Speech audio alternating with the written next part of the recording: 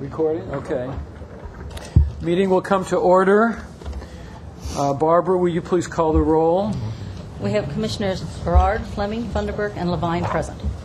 Quorum is present. Commissioner Noonan is stuck in traffic, and we'll begin without her, and hopefully she'll get here fairly soon.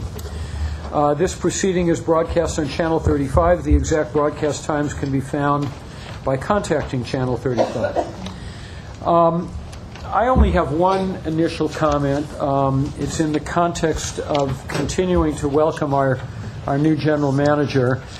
I'm hoping that the matter that I'm about to announce is not a nefarious effort to try to snag her back into Anaheim.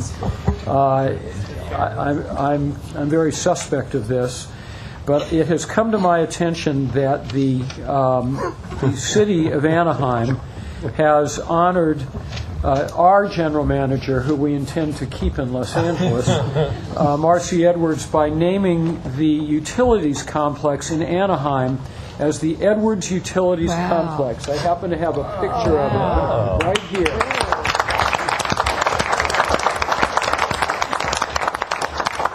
Madam General Manager, you're allowed to applaud it, observe it, visit it, but then you have to come back. Congratulations. On that note, I will move to a reporter briefing by the General Manager. Thank you, sir. I have two items this morning. First, I'm very pleased to let you know that CBS is with us today, and they're here to acknowledge some great work on the part of some of our employees. CBS, I believe, is most well known for The Big Bang Theory, but that's really why I like them. But given that, you may not be aware they also have a strong environmental focus as well. They recently completed a fuel cell project. And a fuel cell is basically a mini power plant that uses hydrogen and oxygen and creates electricity almost as a byproduct, I guess. The fuel cells that CBS put in are going to generate roughly 2.5 megawatts. They're significantly sized systems. And so with us today, we have Mr. David Limon. He's CBS Director of Environmental Health and Safety, and Mike Skinner, Director of Plant Services. And they're here to thank the members of our department for their assistance with the project. So quickly, I would like to commend CBS for this level of environmental stewardship. They also have a variety of solar arrays. CBS facilities generate more than 3 megawatts of clean power, and that's a significant accomplishment. So the DWP team who assisted in this project includes Raul Montenegro, the CBS account manager in our Premier Accounts group, who guided CBS through the process. Jack Weisenegger, our Assistant Director of Power System Engineering, and his staff, who provided support on the interconnection agreement and other aspects of the project.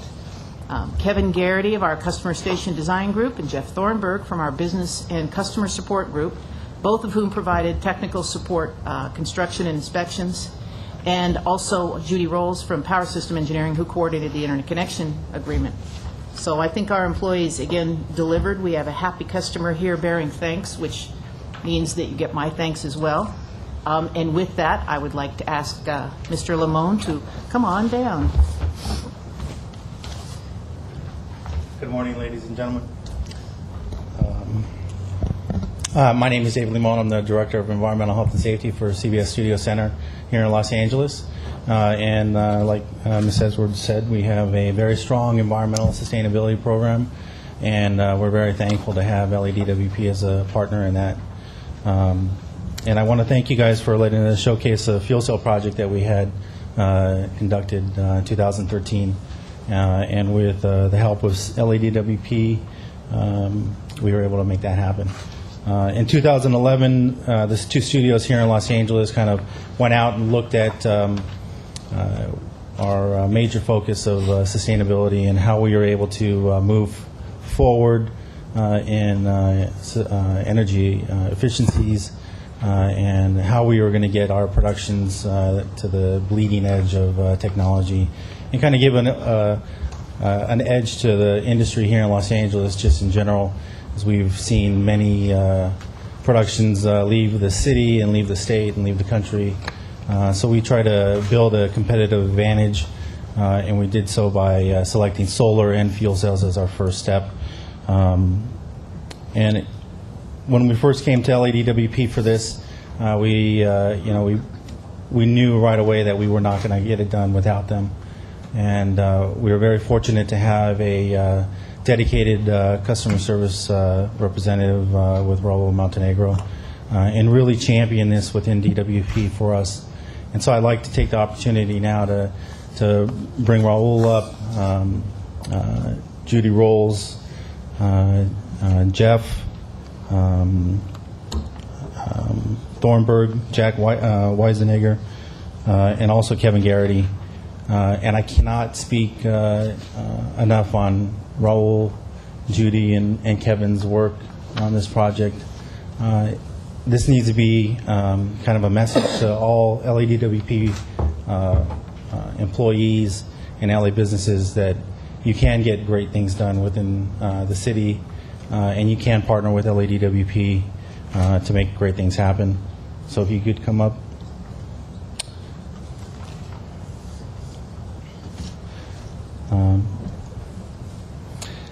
I know DWP has received some criticism in recent years, but again, these people standing in front of you really championed our project within DWP, really took it on their own, and shared the vision of CBS, and we can't thank them enough. So right now I'm going to give some mementos that we have from the project. Kevin Garrity, he was our electrical engineer. His team worked tirelessly through the night for our cutovers, and Kevin was right there with them. So Kevin, I'd like to thank you.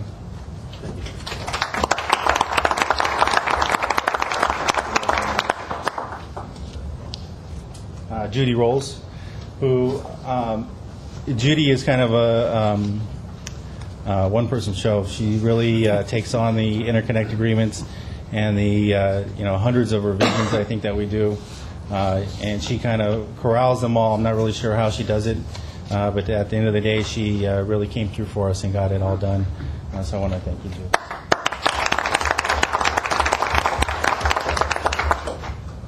And Jeff and John, with your leadership, you guys were able to pull these teams together. And I hope that the other executives within DWP see that you're what you've done and what you've accomplished, and hopefully they take that as a sign of good times to come with DWP and the LA business community.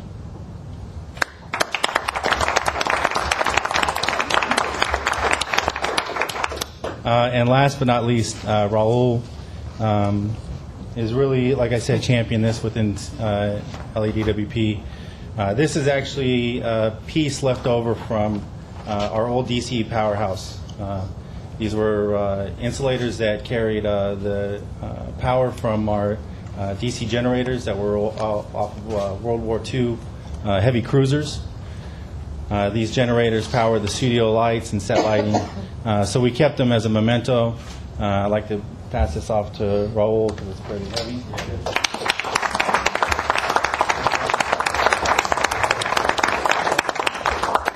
Again, thank you for your time, and I want to make sure that everybody knows that it's not always doom and gloom when it comes to LADWP, and we're looking forward to Ms. Edwards and her leadership in taking us to the next space and energy and water conservation. So thank you.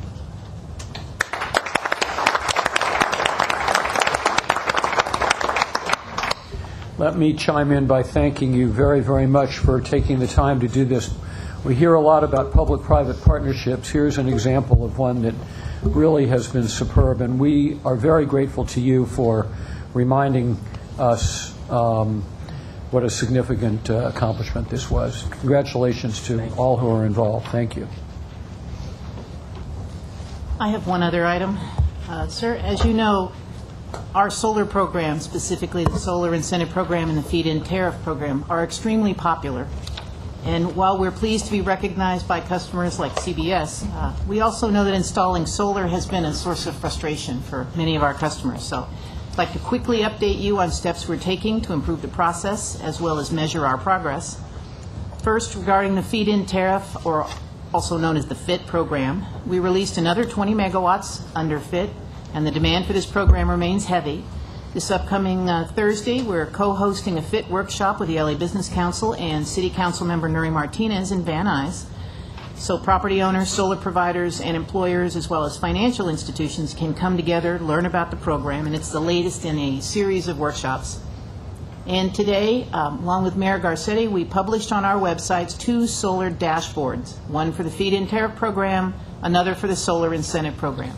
These dashboards are designed to keep our customers informed of the weekly progress we're making on both programs and the improvements that are taking place to speed application, inspection, and rebate processing timeframes that have been the source of frustration for too many customers. In general, the delays our solar customers experience are a function of 2 things. One is the popularity of the program overall, and 2, we did have some challenges in rapidly staffing up to meet the demand, which went up by almost 40% in just the last 6 months of last year. Our solar team, led by Mike Webster and Onwood, is working across the organization to clear the backlogs, as well as get out the pending rebate checks that grew during this recent spike in popularity. Specifically, they've doubled the number of staff to expedite applications and issue rebate checks. They've hired staff to improve our response to hotline calls, 75% of which have been regarding delayed or incorrect solar bills. We've corrected roughly 80% of the solar customer bills. We estimate all will be corrected by the end of the current billing cycle. We're also sending letters to each and every solar customer along with their bill explaining the solar billing problems and how they're being fixed. Finally, the team has undertaken a complete process review in order to streamline the review of leases and eliminate steps in the application and review process that are no longer needed. And so the Mayor's Dashboard is online today. We've provided you the most recent copies. They're a little wordy, but you can get the point, and they're all at least on one page, though I don't believe staff could get the type any smaller. So you'll be able to watch this dashboard with respect to process, and I do have additional staff here, sir, if there's any follow-up questions. Thank you very much. Do any commissioners have any questions or comments of the general manager or staff on this or other items? Okay, we will move to item 3. Thank you, Ms. Edwards. Comments, requests from commissioners relating to LADWP operations. Commissioner Barad. Thank you. Last week, the mayor, Eric Garcetti, brought our new general manager, Marcy Edwards, out to the Valley, where she was our guest speaker at the Valley Alliance of Neighborhood Councils. And I just wanted to mention what an incredible coup this was for the Valley and for neighborhood councils. This was Marcy's first foray into the Valley since she became our general manager. Tough crowd. Pardon me? Tough crowd. Tough crowd. But Marcy was fabulous. She answered every question in a way that people could understand. And the emails haven't stopped, the phone calls haven't stopped. Everyone just raved about it and thanked me and thanked me and thanked me for bringing her out to us.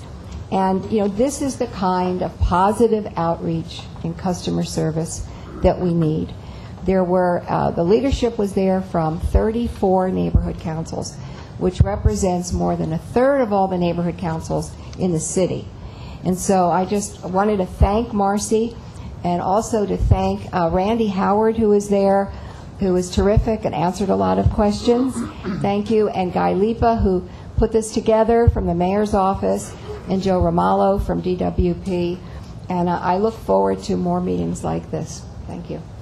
And a thank you to Commissioner Barad for being relentless in getting something like this done. Other commissioner comments? Barbara, do we have any cards for public comment? I have no cards for item 4. We move to potential comments or reports by the ratepayer advocate. Dr. Pickle. No general comments today. Thank you. Okay, before we go to the consent agenda, I would like to move item number 19 to the front of the agenda, dedication of the Los Angeles Aqueduct Filtration Plant. And I think this would be Mr. McDaniel. Yes, it's my great honor today to recommend to this board the dedication of the Los Angeles Aqueduct filtration plant ultraviolet disinfection facility to Dr. Pankaj Parekh. I wanted to say a few words about Pankaj for those here that may not be familiar with his career at the department. Pankaj spent 28 years with LADP, rising to the position of Director of Water Quality and ultimately to assistant to the Assistant General Manager of the water system. Throughout his years, he gained national stature as an advocate for improving drinking water quality. He skillfully and eloquently communicated water quality issues within the larger public health perspective, bringing a pragmatic approach to managing drinking water impurities. Rather than focusing on regulations to address individual contaminants, his philosophy called for a comprehensive public health approach. Pankaj was a consummate professional, but what endeared him to his many colleagues and co-workers and professional associates, friends and family was his sense of fun, good-natured spirit, and the ability to be both a team player and a leader. Today we have Dr. Parekh's wife, Annie, is in the audience. I don't know if you want to raise your hand, Annie, so they can see who you are. And I would recommend this to the board today. Thank you. Thank you. Are there comments? I'd like to make a comment, Yes, please. Mr. President. I had, before I had the honor of being chosen to join DWP, and distinguished commissioners here, I had the more distinct pleasure of serving with Pankaj on the UCLA Sustainability Program Task Force and Advisory Panel on the public water supply, and exploring new, innovative antibacterial and other alloys into the public water system. And Pankaj was just head over heels above everybody else in terms of being a leader, being charismatic, and in the few years that I served with him, I had to leave that panel in order to take this position. It was, and after his loss from his motorcycle accident, it was just, it was more than just one person loss. It was the spirit and will and everything of that panel we couldn't replace. So I wanted to just add that from my own personal experience with him and the impact that he made, and I'm glad to see that his wife is here to recognize the impact that he made on this institution. He was what DWP is about.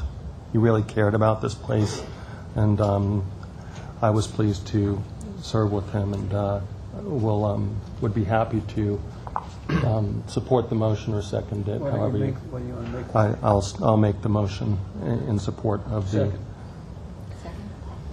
I will briefly add, I didn't have the privilege of knowing Pankaj, but I have heard the types of things that Bill has said and that Jim has said from so many different people at DWP. It's clear that his loss was devastating and profound, and that his impact on the people with whom he worked was extraordinary. Obviously, Annie was a very important part of that, which came through from many of the comments that I have heard about what a wonderful person he was. And so I just wanted to add, even though I didn't have that privilege of knowing him, he really has a legendary reputation. Those in favor? Aye. It is unanimously approved. Thank you. Thank you.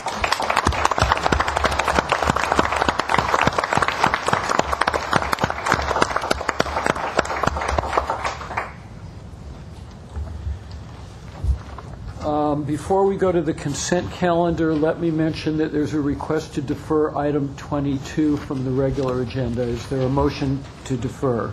I'll make that motion. Second? Second. Those in favor? Aye.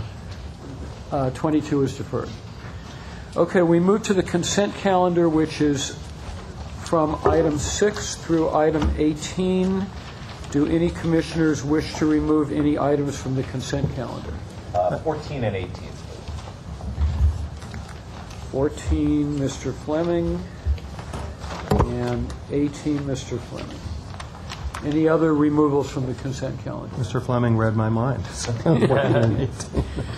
Okay, hello, Commissioner Noonan. Welcome. You got a little snag in traffic? Yes. We heard that you weren't able to jump in your helicopter and get here. So is there a motion to approve items 6, 7, 8, 9, 10, 11, 12, 13, 15, 16, and 17?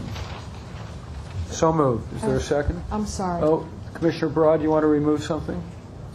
15. Okay, so delete 15 from my list. Commissioner Broad removes 15. So is there a motion to approve items 6 through 18 other than 10, 14, other than 14, 15, and 18? So moved. Second. Those in favor? Aye. Those are approved. So we move to item 14, amendments number 1 to agreements number 47097A, 47097B, 47097C, D, and E for professional and technical services for civil, structural, traffic, electrical, mechanical engineering, and architectural design. Mr. McDaniel? Okay. This amendment is requested to basically add some additional funds to a series of enabling agreements we have to do engineering work on an as-needed basis. When we originally prepared these contracts and brought them to the board, we'd estimated what our usage would be over the life of the contracts based on the various projects that we had in front of us at that time, and that's where we came up with the $10 million figure. At that time, we had the ultraviolet disinfection facility that we just dedicated to Ponkage's memory on the list of projects, but we had anticipated at that time having a separate contract to deal with that facility and the conversion to chloramines that would be dealt with as a separate package. That set of contracts got delayed for various reasons, and we had to move forward on the disinfection facility. So we used funds that we had originally designated for some other projects out of this in these contracts. They were within the scope. It was perfectly appropriate use of the contracts at the time. It was just that we'd anticipated we'd have a different contract for that particular project. So now we need to designate funds so that we can finish the projects that we had originally anticipated. Questions? And that's great background. So just walk us through the leap of dollars is fairly great. So walk us through a little bit of the budgeting process for that. Right. So the $6 million corresponds almost exactly with what we ended up spending on the design for the ultraviolet disinfection facility, which was not originally in one of the projects that we'd anticipated using these contracts for. So it's pretty much a dollar for dollar swap out on that. As far as the overall projects, though, we do maintain, when we do individual projects, we put them out on a competitive basis. We get competitive proposals amongst the various consultants we have available to us under this package. We monitor the scope, we monitor the schedule of the projects going forward to make sure that we have adequate cost controls in place and that we're staying on budget and we're not having scope creep within the project. So that is not why we're asking for more money. And then just one more. Do we think that more projects, that we have additional projects similar to this coming in the future? Because there's this line in here that, we've determined that the services covered under these agreements can be performed more feasibly by independent contractors than by city employees because we don't have enough time to hire and train folks. And I'm trying to figure out if down the line we're going to still have more projects like this. Is there, would there be value in putting forward the ability to hire and train folks internally so we don't have to go out to contracts like this all the time? And actually we've been hiring in our engineering groups. We've hired a substantial number. I don't know, Susan, in the last year about 20 additional engineers, bringing them on board. we're actually just running out of physical space to put people right now. We'll probably continue to have a need for these kind of consulting contracts going forward, but we do sit down.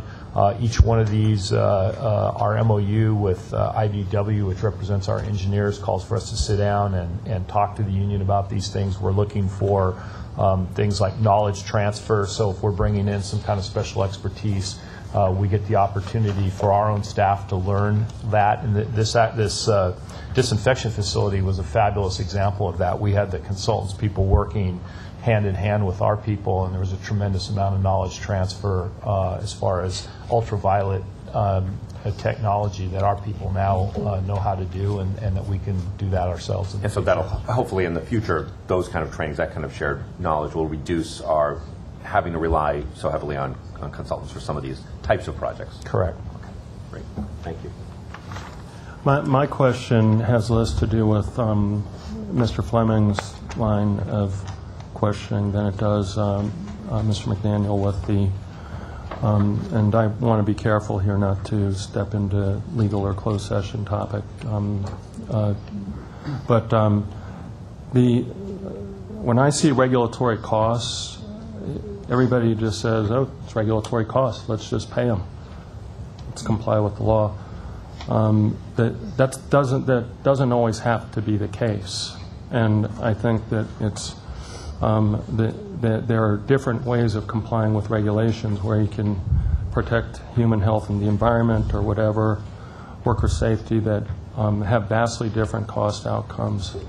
One of the ways that I've found that can take place is by looking to old insurance policies that can be used to finance these. And so I just wanted to, even though some of these cases, I looked at the backup, some of them are in some degree of litigation, some aren't, but I'd just like to know for the benefit of the public that we at some point, maybe after closed session discussion, revisit the recoverability of some of these costs from under our pre-1987 insurance policies that did not have pollution exclusions in them, as a way of providing financing for some of this, some of these items. So. With respect to the specifics of that request, that would touch on the area of potential future litigation, so that would be an appropriate topic for a closed session discussion. Okay. Thank you. Okay. If we could just do that, line that up if that's possible. We sure will. Thanks. Noted. Thank you. Any other questions or comments on item 14? Is there a motion? Second. Those in favor? Aye. No one is opposed. Passed. Item 15, memorandum of understanding with Los Angeles Department of Public Works, Bureau of Sanitation for sewer construction services. Mr. McDaniel? So on this particular contract, what this is for is when we go out and build specifically or especially with large diameter trunk lines, you can imagine you're putting a big new trunk line, you've got all these sewer laterals coming out. We tend, in some cases, you clobber these things when you're going down and putting a big new trench in. So, and in many cases, unlike water pipelines that flow under pressure, sewer lines have to have a gravity flow line down to the sewer main. So it calls for these things to be reconstructed.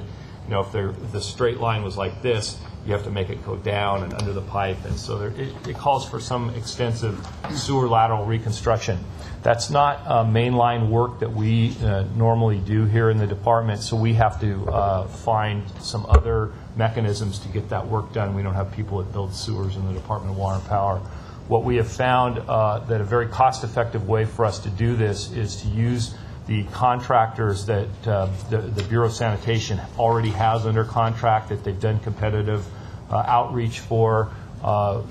We talked to them about availing ourselves of their contracts, and we've worked out an arrangement so that we would be able to kind of tap into their contractors that can respond in a very timely manner, not hold up our construction crews, and we can get these things done cost effectively. And that's what this agreement is about.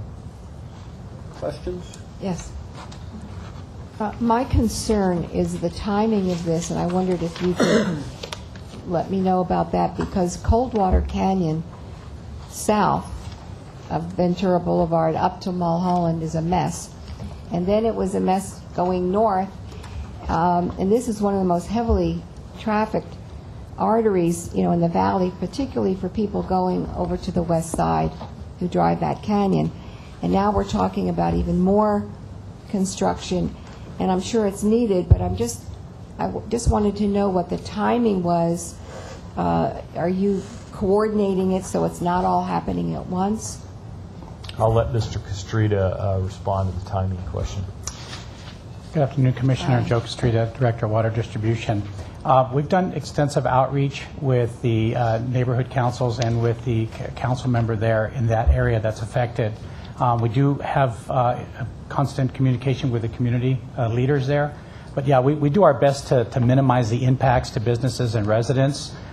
We listen to their concerns, and we've made some alterations to some of the traffic based on what engineering allows us to do. So we are working in general with the community to try to minimize the impacts. This particular contract is for 9 months, and so within that 9-month period, we hope to have that sewer lateral work done, and then they'll close that part of the street up, meaning make it passable again, and then the second phase will come in with the trunk line. So there's going to be 2 separate phases on that particular project. And when does that project start? I'm not sure of the date. This is Bart King, Water Distribution. I'm sorry, I can't hear you. I'm sorry, Bart King with Water Distribution Division. This particular sewer remodel work is set to be completed by July, so it'll be fairly quickly. And then, but now, what also is happening on Coldwater, just south of there, and then towards Mulholland? Are other projects being done at the same time? Exclusively the trunk line project is to be done and completed there. We try to minimize any of the small infrastructure work that needs to be done. That will be done in the future. Maybe Mr. Resong might have some specifics. Oh, Joe. Hi, my name is Joe Resong. I'm with the Trunk Line Construction Section. Currently, we have 2 crews out in the area. We've got one on Magnolia heading eastbound. That's part of the City Trunk Line South Unit 4 construction. And the one on Coldwater that is currently moving northward towards Moore Park, that's part of the City Trunk Line South Unit 5 project. Both of those projects are slated to be completed in January of 2016 at this time. The sewer work that we're asking to be approved needs to be done so that we can actually move our crew from Coldwater eastward on Moore Park. The sewer relocations are that we're asking for in this particular item are on Moore Park and Whitsett, currently ahead of our crew. So these relocations need to be done so that our crew... The last 2 items are going to be done at the same time, from south of, going north on Ventura Boulevard to Moore Park, and now we're talking about construction on Moore Park. So these 2 things are going to be done simultaneously? Is that what you're saying? The sewer work will be done ahead of our trunk line construction work. Then the trunk line construction work will follow that. Currently, we will be moving from Coldwater onto Moore Park in the near future. Okay. So you are looking into coordinating it so that Yes, Commissioner. least amount of inconvenience? Yes. Thank you. Any other questions or comments on item 15? Is there a motion? I have a question. Oh, Commissioner Noonan. I applaud the fact that we're looking at different technologies. I would like you to elaborate on why clay pipes are being used versus steel or PVC piping. Clay pipe is typically used for sewer construction due to the corrosiveness of the flow in the sewer and the gas from that. Normally, we don't use steel, and we don't. But recently, we do use plastic. But that's not under our purview. That's under the Bureau of Sanitation's purview. Okay. And then, secondly, I was just curious. In the previous bid, you said that nobody bid on this item So could you elaborate why you don't think you had anybody interested in participating in this project? Excuse me. Basically, this was originally bid as an informal contract. We weren't aware about exactly how much the cost would be, and nobody bid on the project. We're not really certain why they did not bid. There was it was advertised out to all bidders, so it could be that they had to get certified with a Bureau of Sanitation, but again, we're not sure why there was no bidders on this. There was an opportunity for them to bid. Well, I would ask that some due diligence be done because, as you know, I think one of our initiatives as a board is to get a greater audience of bidders. And so this stands out that nobody bid on this. So if you could provide some information as to their reasoning, I think that would be helpful. Okay. We'll follow up on that. Mm-hmm.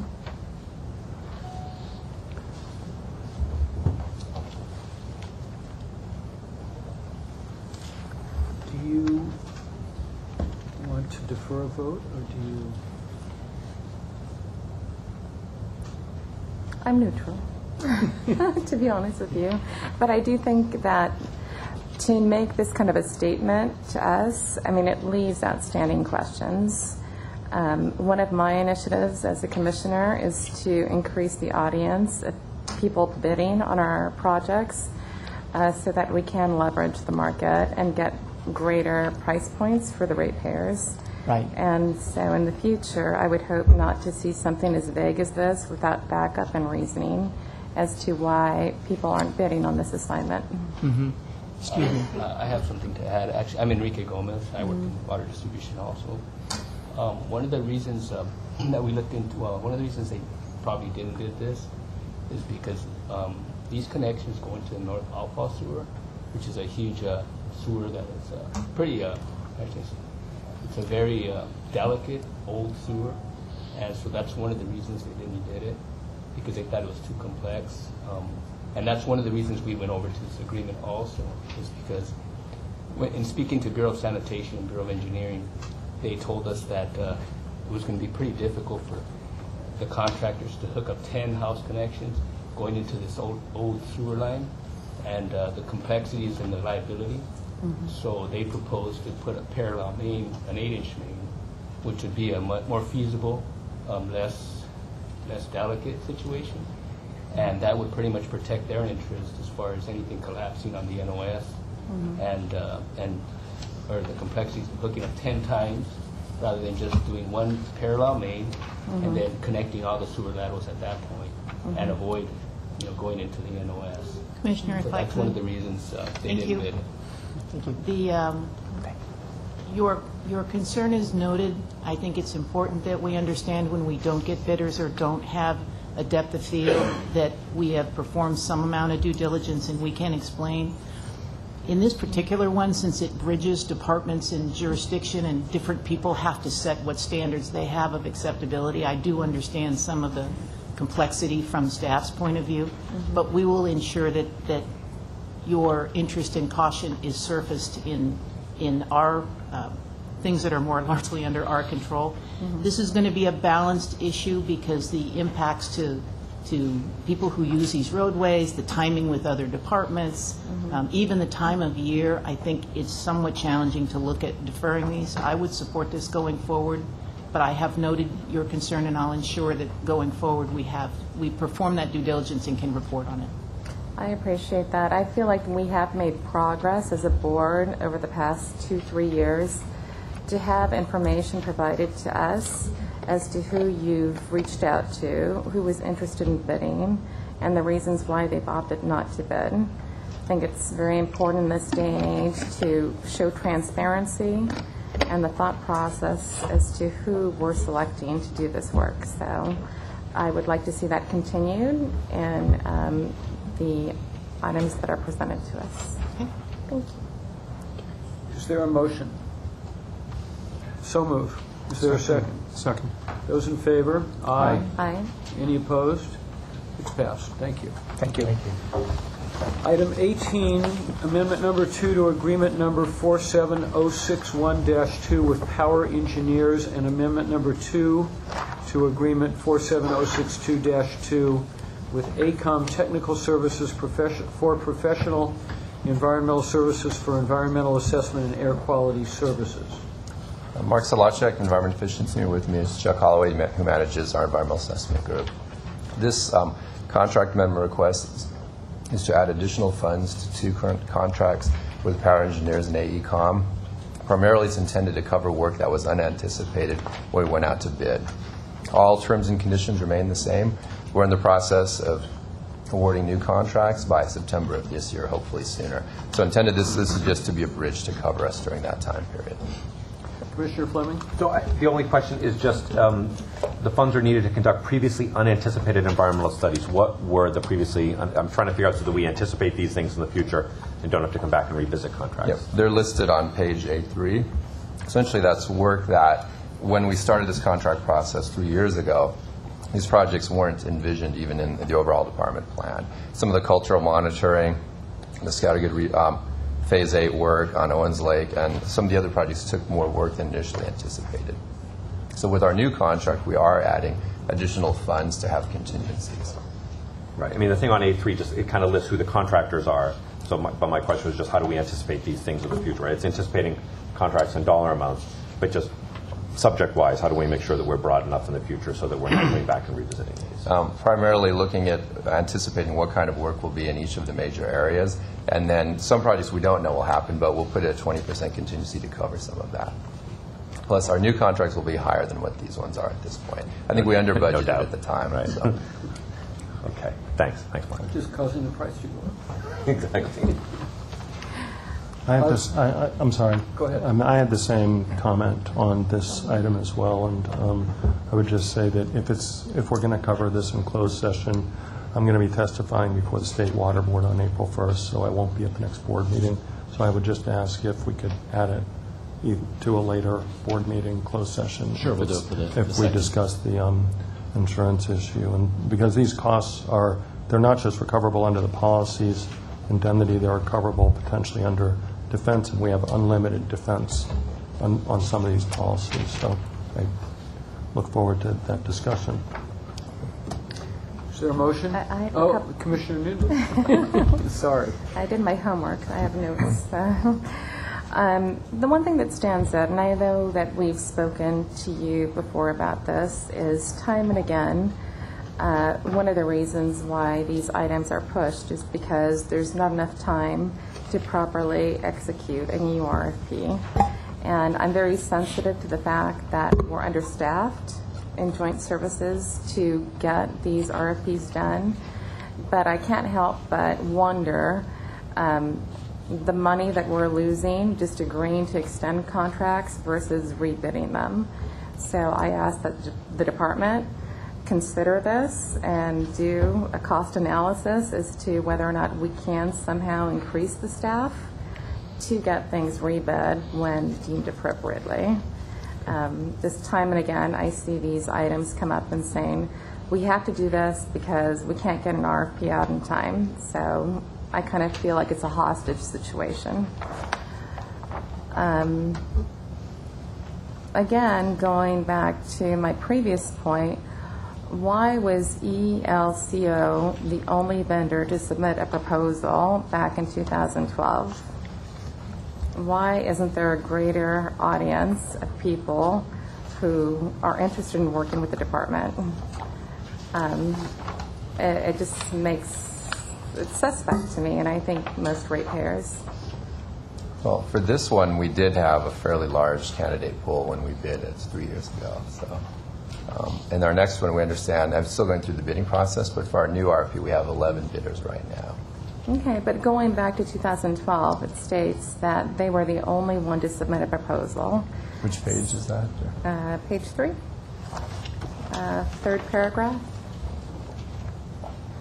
And so I think it's very important when that kind of statement is made to back up the reasons as to why other people have opted not to compete in this proposal. I want to make sure that the businesses of Los Angeles and elsewhere feel that they have a fair shot to compete in a fair way so that the ratepayers get the best price point possible. This is Chuck Holloway, Manager of Environmental Affairs. I don't see that statement, but regardless, in 2012 we had 13 proposals, and out of the 13 we awarded 4 contracts. Okay, I'll just read my notes. So, third paragraph of page 3. Subsequently, RFP number 934 was released in January 2012. ELCO was the only vendor to submit a proposal. Consequently, the award was given to them. Yeah, I think that might be another board package. Ours doesn't have ELCO mentioned in it. Excuse me, that's 16. Item number 16. I'm sorry. That's okay. What are we? So, I apologize. We were on item. Ours was item 18. Yeah, 18. the environmental assessment one. Okay. I apologize. But we are committed to having more competition, which we are in this next contract. So item 16 had been passed. Yeah. Okay. I apologize again for arriving late. Got to do something about the traffic. Yes. Is there a motion? So moved. Second, those in favor? Aye. None opposed? It's passed. Thank you. Thank you. Okay, that completes the consent calendar, and we move to the regular agenda. We have approved item 19. We've deferred item 22. We go to item 20. Net time of use demand, watt-hour meters, and wireless communication services for advanced metering infrastructure.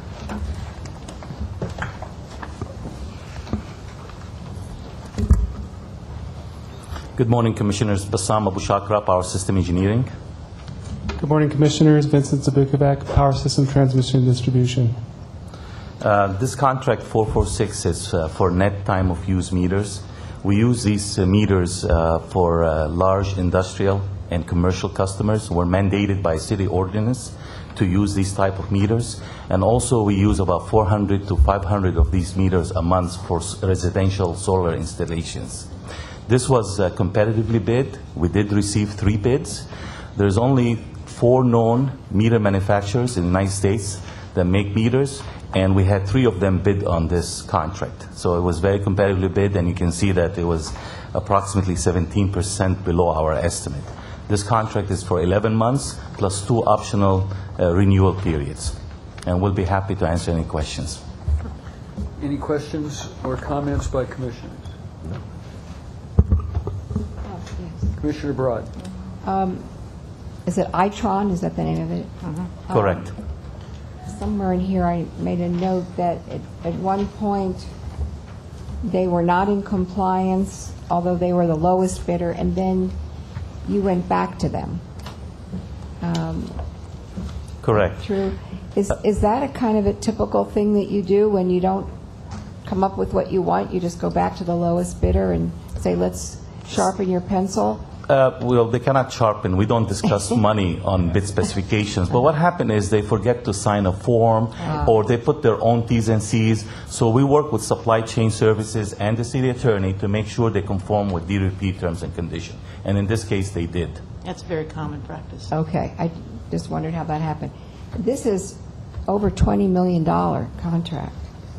Over a 3-year period, yes. Over a 3-year period. Yes. And it's the guarantee is only 25% for the first year. There's no guarantee for the optional renewal periods, and it's only used on an as-needed basis. So if we, normally we're into the 70 to 80% range, but it depends on how many jobs we have. So that's the reason you see that amount. Well, do you anticipate getting to over $20 million? No, we don't. But it's like I said, it's on an as-needed basis. And if we need to use the money, we don't want to come back to the board and ask for another $500,000. But as an example, this particular RFP was one of the reasons that the solar program started to develop delays and lags, because we didn't have an outstanding contract for meters. So it's an attempt to estimate based on what we know at the time what our needs are going to be, and then add a contingency factor so that we can make sure across the entire supply chain we don't end up hanging up the customers and the big initiatives simply because we didn't have So now you a have a contract cushion. available. Yeah, Correct. Okay. Thank you. Thank you. Commissioner Noonan. Yeah, thank you. My only question is, the last time we met as a board, there was a lot of discussion about the meters and that they ideally weren't fitting our ideal requirements. And that, I guess it was a work in progress, that they were trying to create meters that would meet all of our needs. Since this is kind of a temporary fix until we arrive at those meters, is it possible to spread this out until we can pay for the meters that would work best for us? I'm trying to see if you're trying to bridge into the different meters we have, the smart grid meters. This is only specific for net time of use meters. We're not talking about the other pilot projects that we have with the DOE and the 52,000 smart grid meters. This is something that you're going to see every 3 years coming to the board asking, to approve a contract. And it's a stock item that we're going to continue to buy continuously. Right now we do have two companies, Elster and Itron, that they meet the specifications. GE, we're working with GE so they can meet the specification. And the last one is Landis & Gyr, the fourth known manufacturer of meter in the United States. They still don't have this type of meter. I think your concern is also covered by the as-needed nature of the contract. So when there are, technological shifts and we want to move in another direction, we'd rebid it. We'd open another contract for different types of meters at that time. So I think that this is probably a reasonable vehicle that still addresses that concern. It doesn't commit us to buying them. It's on an as-needed basis for the next 3 years. Yeah, we don't have to renew the options. Okay, good. Right. What I want to try and prevent from happening is making this huge expenditure just to learn that in 6 or 9 months there's meters that fulfill our needs better, and then we're stuck with these and we're issuing another $20 million to buy new meters. While I understand that concern and I appreciate it, there's a portion of that is going to be inevitable. We can't stop these programs. We can't stop the transition. There's an element of, I think the mayor used the term failing forward, which I like. There's going to be some levels of stranded investment. By the time we end up with a new design for meters, there's going to be another one after that and another one after that. I mean, the evolution of these things is moving too rapidly. So it's more a matter of keeping some of the business that we need to do supported, evaluating those technologies in separate tranches, and then making the leap when it's appropriate. But they're never going to line up exactly. But I think this is why you're not seeing requests for $200 and $300 million for this massive transition, because there's an acknowledgement that the technology is moving faster than we are. Okay. Thank you. Other questions or comments on this item? Is there a motion? So moved. Second? Second. Those in favor? Aye. Aye. Any opposed? No. Thank you. None opposed. Thank you. Passed. Thank you. Okay, we move to item 21. Wait. 21. Yeah, 21. Bid number 489, Communication Network Equipment, recommended award to PCMG Inc. of El Segundo. Good morning, Commissioners. Matt Lamp, CIO. Gene Gamache, Assistant Director with ITS.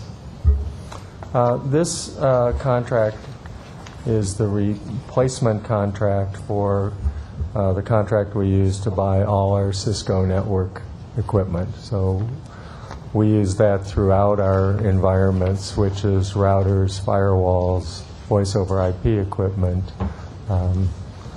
We have a very, very extensive network supporting all our facilities, and that equipment does need either to be extended, expanded, replaced in terms of upgrades, etc. And this is the contract vehicle we use. We had 5 bidders on this contract. 3 of them failed to meet one of the requirements, but none of those 3 were competitive to the lowest price vendor. The vendor who was selected and recommended did meet the local business preference, and that's really what brought them to be the low price bidder on the for this equipment. Do you have any questions? Commissioner Broad? If you look under, at the first page, under alternatives considered, the second sentence, this equipment supports the phone system along with LADWP's data network and so on. The equipment allows employees to respond to customers on the phone. What is the situation now? And so how will this, what exists now, and then how will this make it different? Okay. So I think what you're referring to is the call center. And I'm sorry, I can't the call center equipment is a Cisco interactive voice response system. It's part the reference here is broader than that. Almost our entire phone system we have been converting from a traditional phone system to a voice over Internet Protocol phone system. I think we're about 90% converted now. But specifically to the call center, we replaced the call center equipment a few years ago. We just completed an assessment overall of the call center with PA Consulting, and the one area where they said really there were no issues was on the technical equipment side.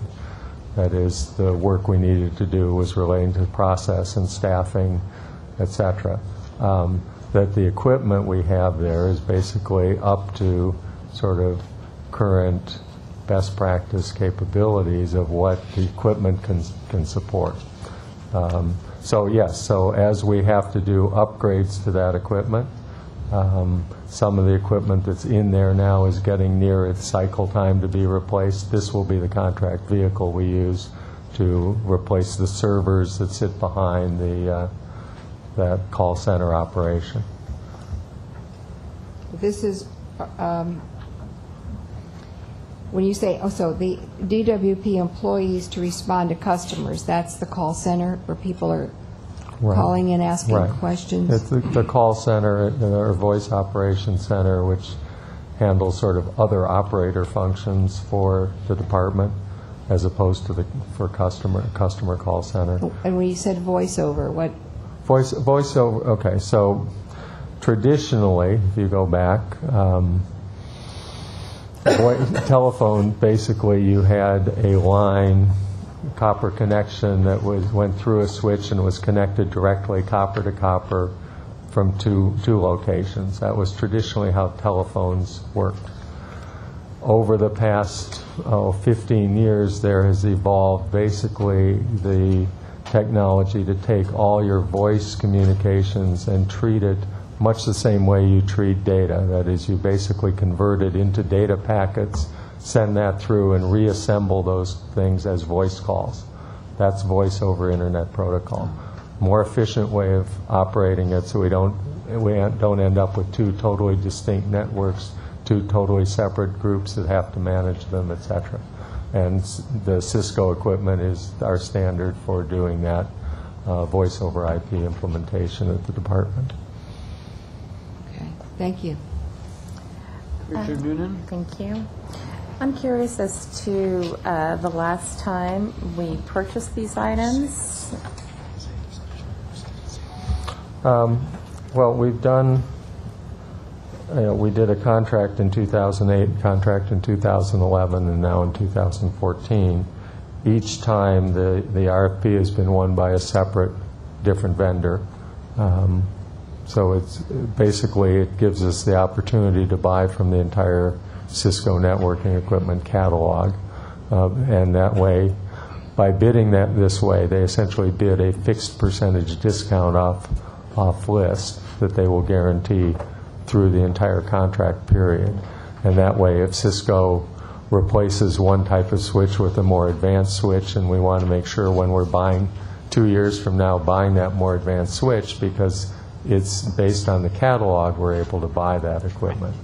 But yeah, this has been bid every 3 years, and as I say, this is the third vendor third time in a row that we've ended up with a different vendor coming in with the best bid.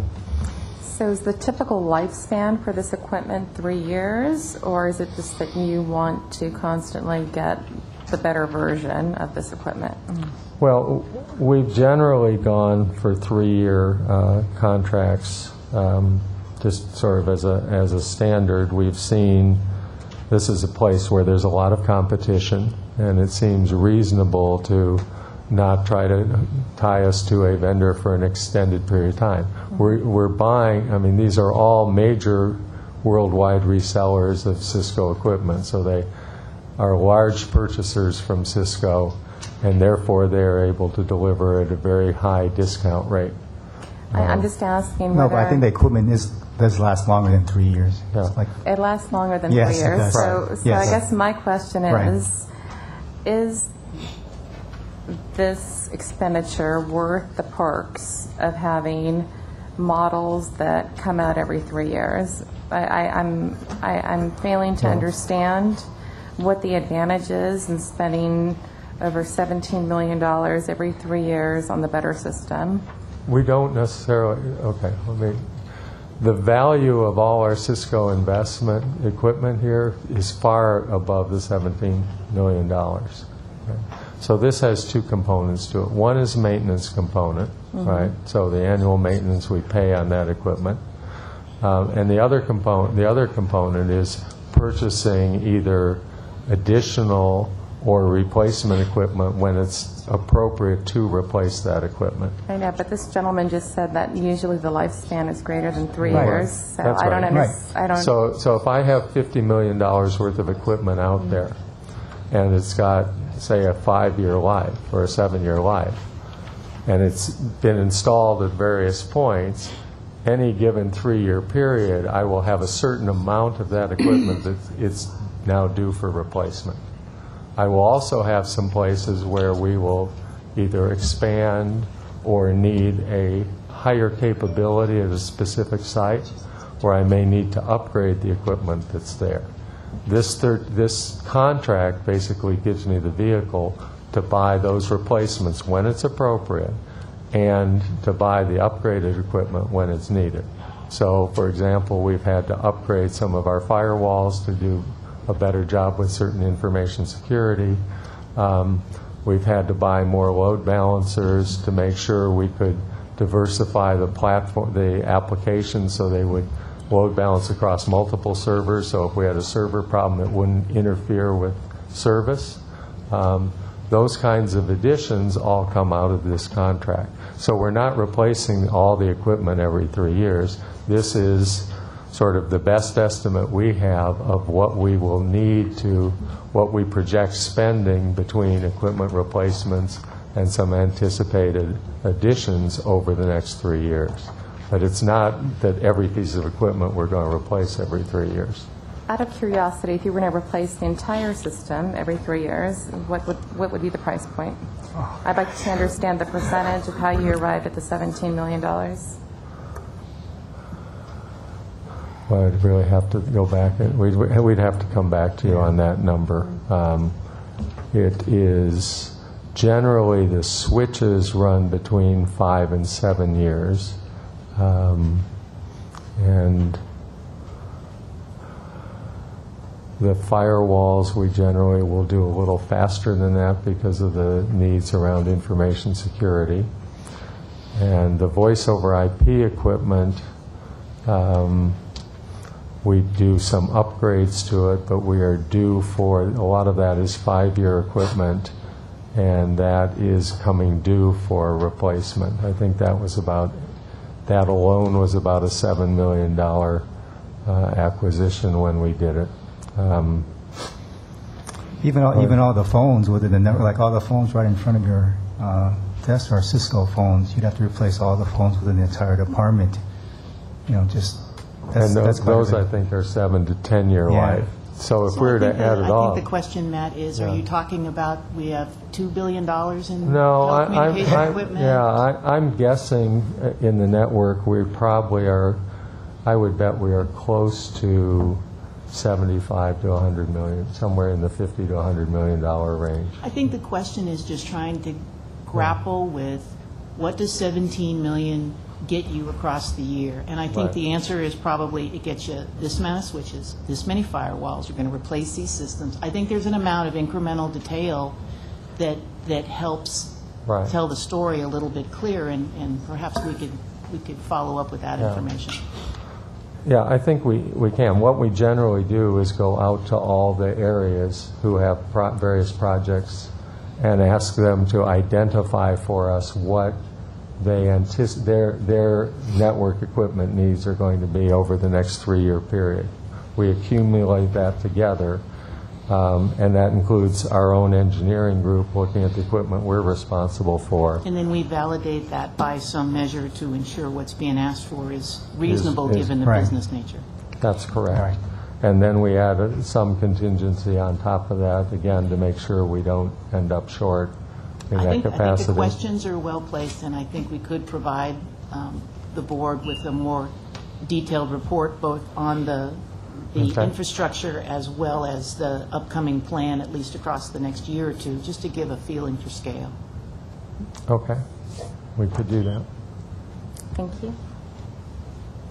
Is there a motion on item 21? I'll move. Second. Those in favor? Aye. Aye. Any opposed? I respectfully deny, just because I feel that this data is important not only to our board but to the ratepayers. So Commissioner Noonan abstained. Correct.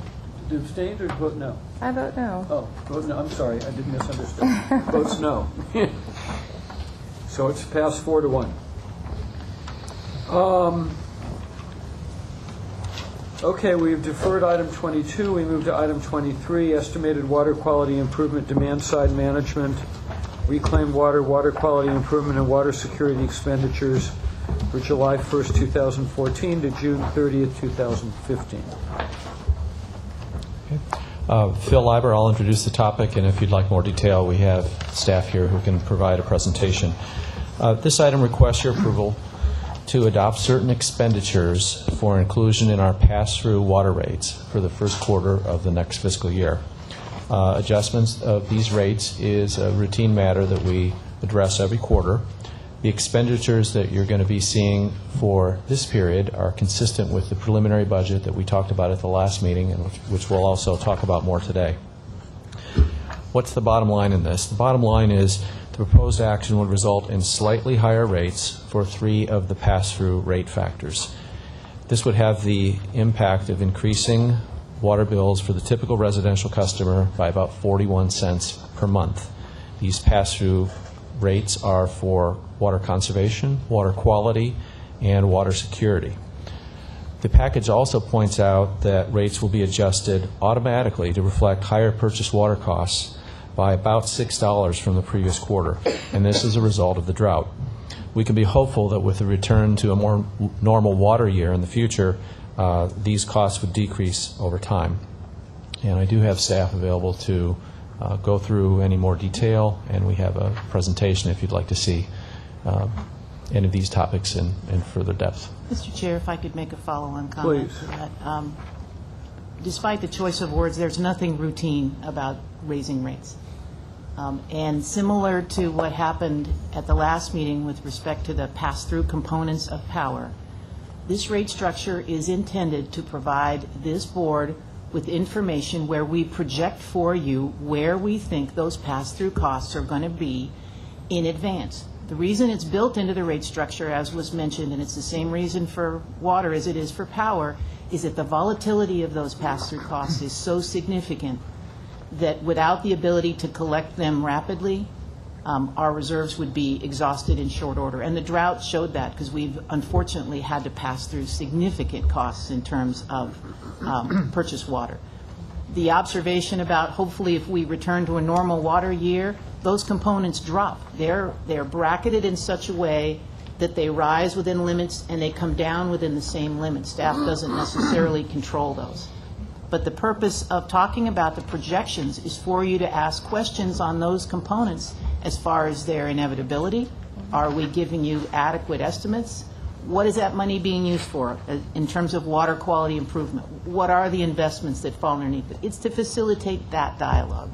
So if there are any questions in those areas. How long do we project the water pass-through is going to actually hold up? What are we investing in terms of water quality? We'd be happy to answer those. I just wanted to reframe why this is in front of you.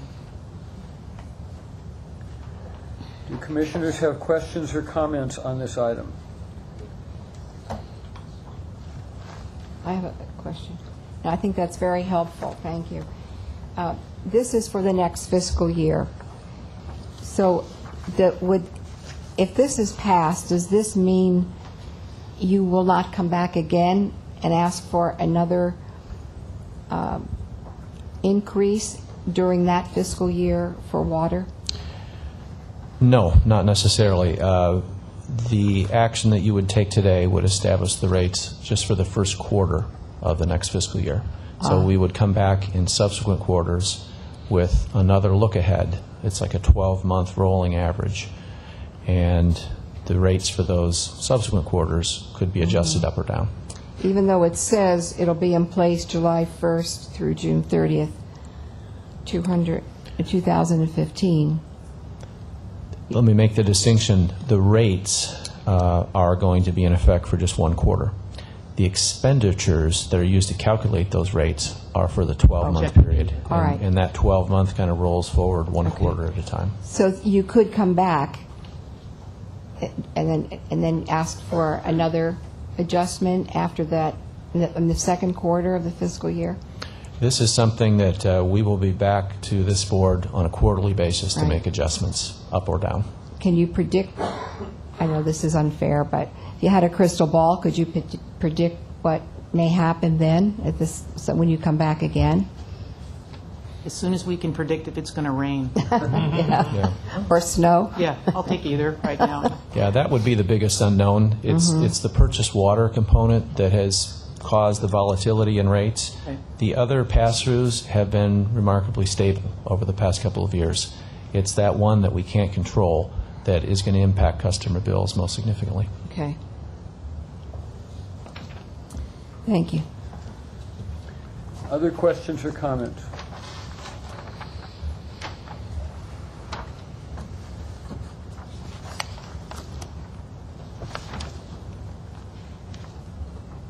Does this require a motion? I believe it does. Is there a motion? I'll move. Is there a second? Second. Those in favor? Aye. Any opposed? No, it's passed. Does this go to City Council? This does not go to City Council. So any changes in our rates, they're going to go down one of two paths. They are going to be just the quarterly adjustments of the type we're seeing here today, which are just set by the board. Any board action is subject to Council Proposition 5, where they could choose to review the actions, but typically for these quarterly adjustments, they wouldn't. Other types of rate changes, which require changing the actual rate ordinance itself, do require council approval. So they'd have to come to this board and to the council. So if we want to change our base rates, if we want to change the structure, if we look at this and say this is too complex, we're going to simplify, that sort of change would require going to the council. But not this. Wasn't this system of pass-throughs, though, when this rate structure was established initially, didn't that go up through council? Absolutely. And then it was delegated the responsibility to this board to review the projections and the quarterly adjustments. That's correct.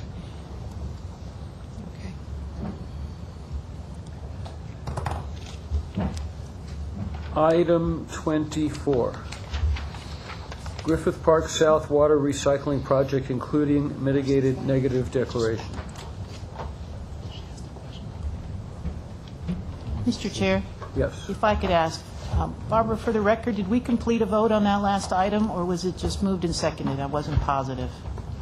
I thought I heard it moved and seconded. And there was a vote? Thank you. It was unanimously approved. I appreciate that, sir. Yes. Hi, Susan Rogani, Water Engineering and Technical Services Director. Chuck Holloway, Manager, Environmental Assessment. This project is to extend the existing water recycling project in Griffith Park. Currently, we serve 2 of the golf courses in Griffith Park that are run by Rec and Parks.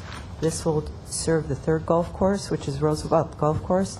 This is one where Rec and Parks initially approached us to be able to serve this particular golf course, so this project will extend the recycled water system so we could provide recycled water to this particular course per Rec and Parks' desire.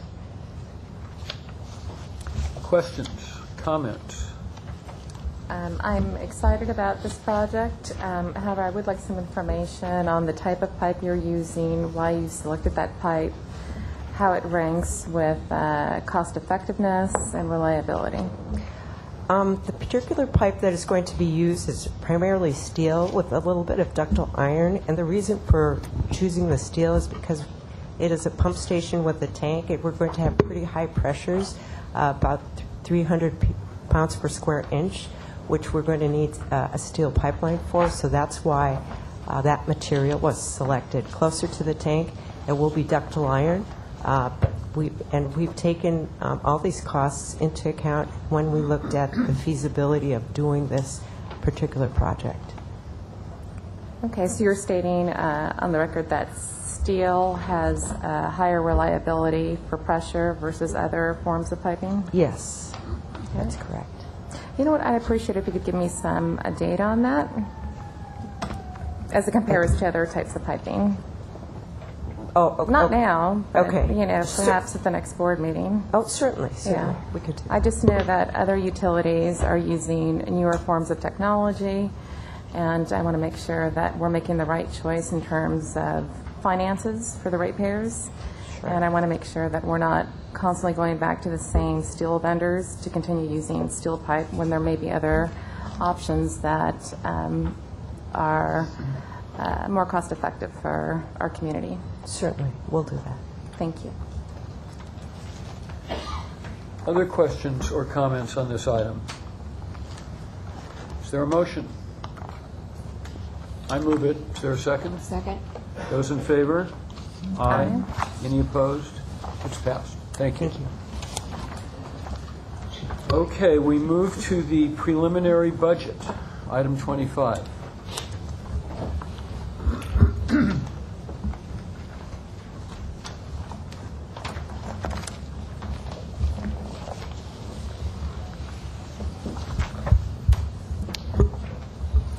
Phil Leiber, I'll be presenting this one. This is a short summary of what we discussed last time. We talked about the fact that the budget setting process here at DWP by city charter is a two-step process. The city requires that we transmit a preliminary budget by March 31st. At the last meeting, we talked about the status of that budget, that frankly more work is needed. We have to go through it very thoroughly to see what our financial position is. Can we fund our critical programs within existing rates? Is there a possibility of avoiding a rate action for next year? Those are some of the questions that we're asking.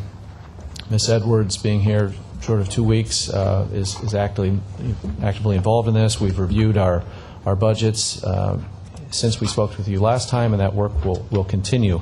But we do need to transmit a preliminary budget, and what we're proposing to transmit is the same one that we talked with you 2 weeks ago. It requires more work in that this budget does contemplate rate actions for next year, and that is not currently our goal, hence the need to continue looking at things. Some of the steps we're going to go through are listed on this page. Is we have to review the funding available for all of our critical business operations. We're going to have to make some prioritization decisions. The requests that have been submitted thus far by individual divisions exceeds the funding level that we could avoid a rate action with. So we've got some tough calls to make. We're also going to go through our capital budget to ensure that we can meet all the mandates we face, but that our spending plans are realistic. What we saw this year and in past years is that we have plans, but there are certain constraints that prevent us from actually achieving all those plans. So we want to go through and make sure we don't request more capital funding than we really need. At the same time, we're also going to review the financial metrics that we used in rate setting to determine if those could be adjusted with the goal of providing adequate funding but minimizing rate impacts. So over the next several weeks, we're going to continue work on this budget, and we're also going to look at the future years, because we know rate actions will be required at some point, and we need to begin work on what those would look like. So these are the same numbers that we presented at the last meeting. Don't want to get into too much detail here, but in this chart we show actual spending for the last completed fiscal year. We show the current year budget and our forecast and what is proposed for next year. Again, what's proposed next year, these numbers would require some downward adjustments for us to be able to avoid rate actions for water and power. So that's the work that we're undertaking and have been engaged in the past couple of weeks. This is just another view of the budget that lines things up by the key programs. In the power system, we have 3 key programs: power supply replacement, power system reliability program, and the customer opportunities program. These are the major categories of work that are driving the need ultimately to adjust rates and engaging a lot of our time and attention apart from the day-to-day activities. So power supply replacement, that includes meeting the 33% renewable mandate, moving away from ocean water for cooling our coastal plants, and the transition away from coal. Power system reliability program, that's ramping up funding to address our aging infrastructure, and customer opportunities, that's funding for the solar programs and energy efficiency programs that can help customers take more control of their bills. We showed this chart that showed where the money goes, both in terms of the total budget for DWP on the right and how that's broken down by individual customers.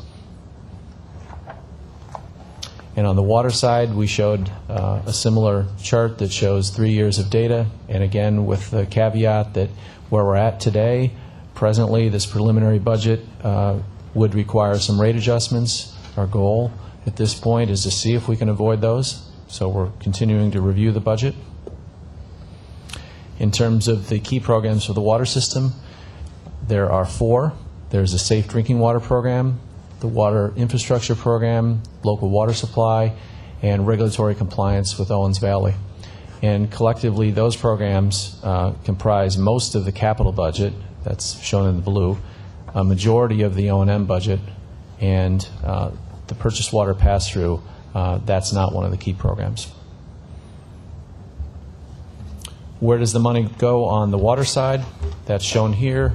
Total revenue requirement is about $1.2 billion, and that's collected from customers. Typical residential bill presently is in the mid $50 range, and the components are shown here. Where does this leave us?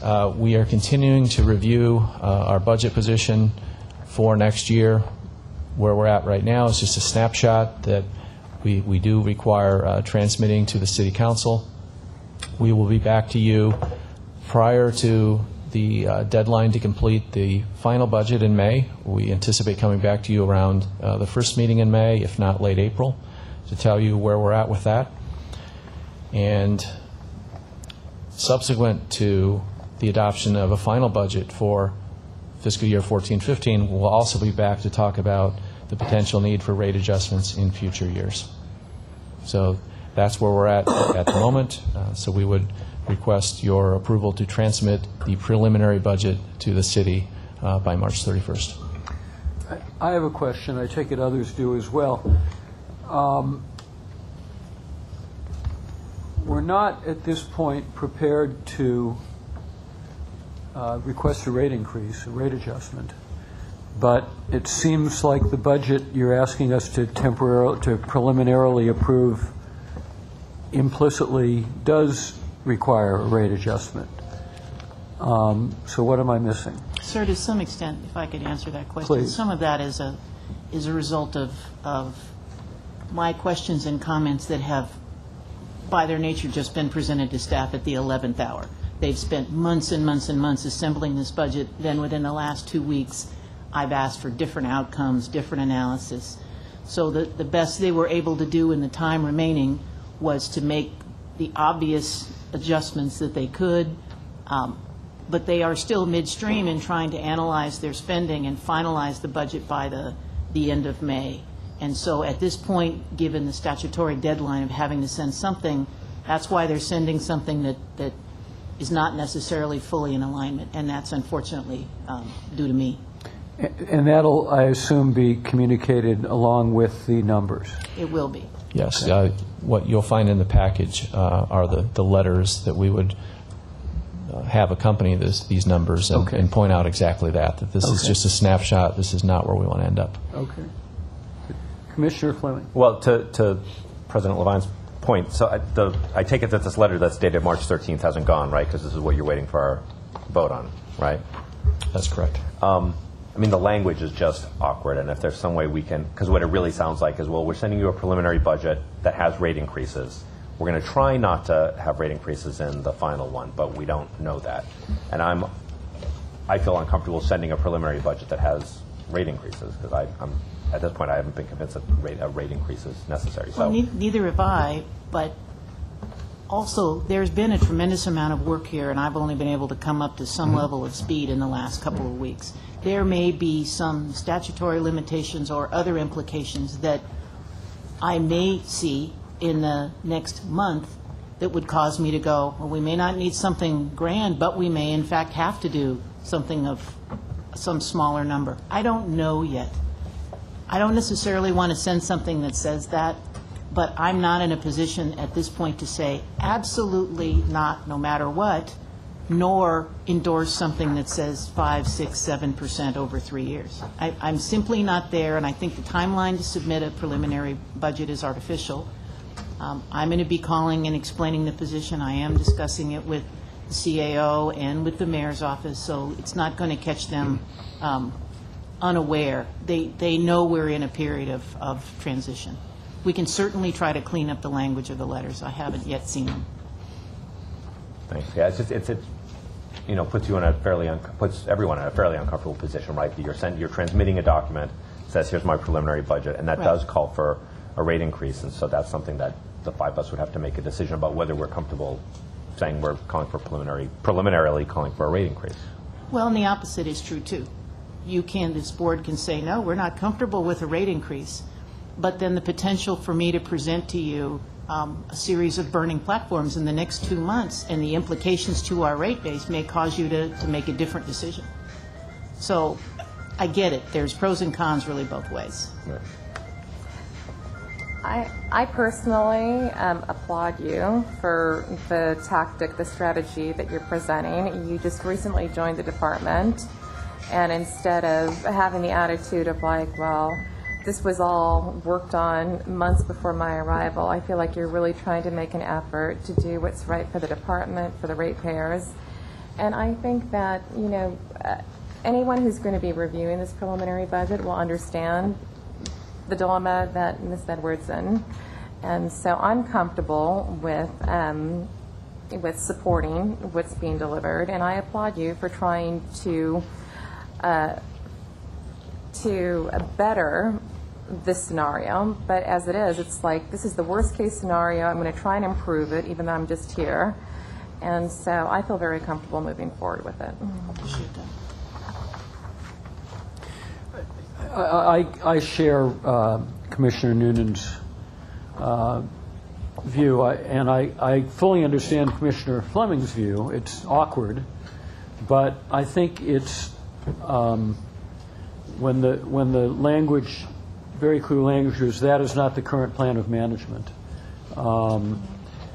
It shows intent. So while I think it's tricky and a little convoluted, it is preliminary, and so I would associate myself with Commissioner Noonan's remarks as well. And our final budget, by the way, will not reflect this dichotomy.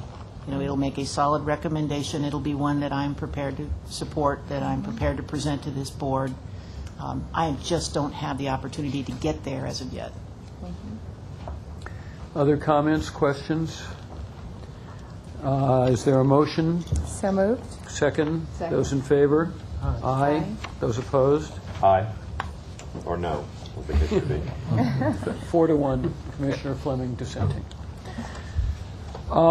We move to file items, Financial Services Organization monthly report.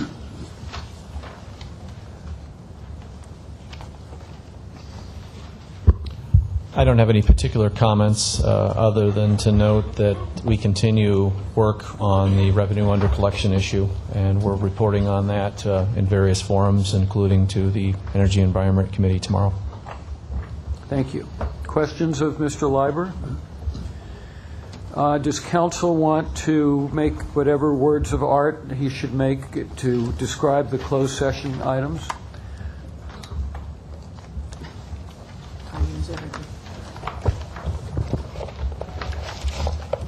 There's one item of correction on the budget item. There were two resos, so we just reflect that the vote is 4-1 on both. On both resos. It was a combined motion. Correct. And a combined vote. And then at this time, we will recess in a closed session, and in accordance with Government Code Section 549571, we'll report any final reportable actions. Thank you for the words of art. We now move into closed session.